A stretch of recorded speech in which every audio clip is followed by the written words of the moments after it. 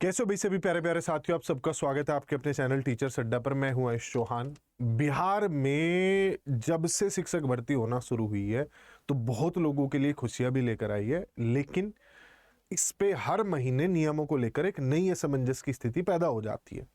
चाहे वो डोमिसाइल को लेकर हो, चाहे वो महिला आरक्षण को लेकर हो, चाहे वो सीटेट के अंकों को लेकर हो, हर बार एक नई दुविधा सामने होती है।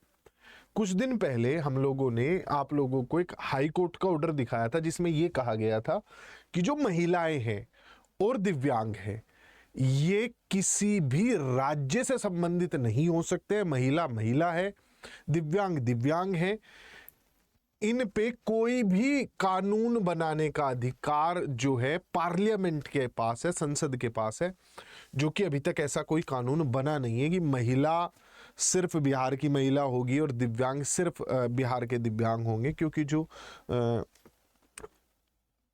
जातिगत आरक्षण होता है उसमें राज्य जरूर एक ये नोटिस डाल के कह सकता है कि भाई जो हमारे यहाँ के इस पर्टिकुलर जाति को बिलोंग करने वाले हैं वही लोग आरक्षण का लाभ पाएंगे। लेकिन दिव्यांगों के संदर्भ में या महिला के संदर्भ में ये कहना ये अपने आप में फिर कानूनी दांवपेच में फंसाने वाली चीज है। जो अब तक देखा गया है कि जैसे दिल्ली है, दिल्ली में ओबीसी सिर्फ दिल्ली के लेते हैं, बाकी कैटेगरीज हर जगह की ले लेते हैं। तो ये कुछ कुछ नियम हैं जिनकी वजह से अब बिहार में चीजें फंस रही हैं। पहला कि जो सीटेट के मार्क्स हैं उसको आपको फायदा देना पड़ेगा, चाहे वो फीमेल कैंडिडेट हो चाहे वो दिव्यांग हो।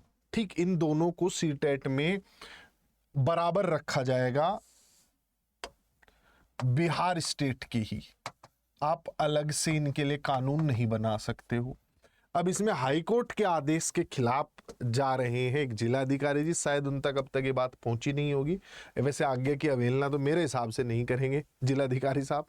तो वो बेगूसराय के जो डीएम है वो ये कह रहे हैं कि सीटेट में जिन लोगों के 90 से कम नंबर है जो बाहरी राज्यों के हैं उन्हें अब तक सस्पेंड क्यों नहीं किया गया है और उसके लेटर क्यों नहीं भेजे गए हैं।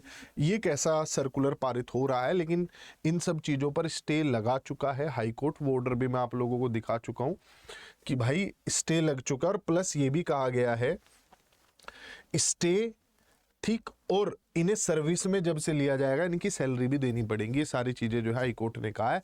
हालांकि अभी केस का फाइनल ऑर्डर नहीं आया, लेकिन स्टे तो लगी गया है कि आप जॉब से नहीं निकाल सकते। इसके साथ साथ जो है अगली जो हियरिंग की डेट है वो भी इसमें बता दी गई है। शायद अगली डेट जो है वो 24 मार्च की है, तब जाके चीज़ें और क्लियर हो जाएंगी। पर फिलहाल के लिए महिला और दिव्यांग चाहे वो बिहार के हों चाहे वो किसी और भी राज्य के हों, उन्हें सबको बराबर आंका गया है। इसमें कोई ये ना सोचे कि हमें नुकसान हो गया है या हमें फायदा हो गया है। आप अंततः अगर दिव्यांग हैं बिहार के और आपको आज अनुचित कोई फायदा मिल रहा है तो अगली बार जब वो किसी और राज्य की बात आएगी तो शायद वहां फिर आपको नुकसान हो जाएगा। तो कुछ नियम कानून नीतिगत और लॉजिकल होने चाहिए, ये नहीं कि वो किसी को अनड्यू जो है एडवांटेज दे। ये बात जरूर ध्यान रखिएगा। सिर्फ कुछ समय के लिए अपने फायदे के लिए कोई ऐसे कानून को मत सपोर्ट कर दीजिएगा जो एक दिन आप पर ही भारी पड़े। ठीक, जो महिलाओं के अधिकार है वो हर जगह की महिलाओं को मिलने चाहिए, जो दिव्यांगों के अधिकार है उन्हें मिलने चाहिए। राज्यों के आधार पर कम से कम इन लोगों को में तो मतभेद नहीं होना चाहिए। जातिगत मतभेद हो सकते हैं, जातिगत आरक्षण में मतभेद हो सकते हैं कि हम फलानी जाति को अपने यहाँ जनरल में मानेंगे, फलानी को हम अपने यहाँ ओबीसी में मानेंगे, ये हो सकता है, लेकिन कम से कम दिव्यांग और महिलाओं के साथ ये नहीं होना चाहिए। अब इसका आपको बड़ा जो बदलाव देखने को मिलेगा वो सीटों के बंटवारे पर भी देखने को मिलेगा। जो फीमेल की और जो SC/ST की सीट्स हैं,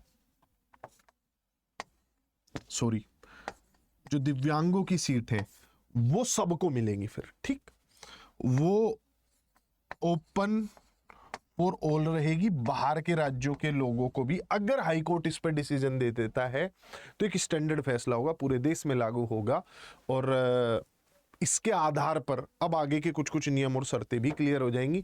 अगर कहीं पर दिव्यांगों के लिए अलग आरक्षण है तो फिर वो दिव्यांग चाहे कहीं के भी उनको लाभ मिलेगा। अगर महिला वाली बात आएगी और महिलाओं को अगर एक बार सीटेट में छूट मिलेगी, भाई बिहार की महिला है बाहर की महिला एक बराबर है, तो फिर जो महिलाओं के लिए आरक्षित सीटें हैं जनरल की, उसमें फिर बाहर की महिलाओं को भी मौका मिलेगा। जैसे अभी क्या है ना, 50% महिला आरक्षण है, 100 सीट है तो 100 में से 50 महिलाओं के लिए रख दी जाती है। उसमें से जो सामान्य की महिलाएं हैं उसमें बाहर की महिलाएं भी जो हैं अप्लाई कर पाएंगी। ये एक जो है बेसिक्स आपको चेंज देखने को मिलेगा आने वाले टाइम में। ठीक है, तब तक के लिए पढ़ते रहिए, खुश रहिए, मस्त रहिए। नीचे स्क्रीन पे नंबर है, अगर आप बैचेज में जुड़ना चाहते हैं तो फोन करके जुड़ सकते हैं।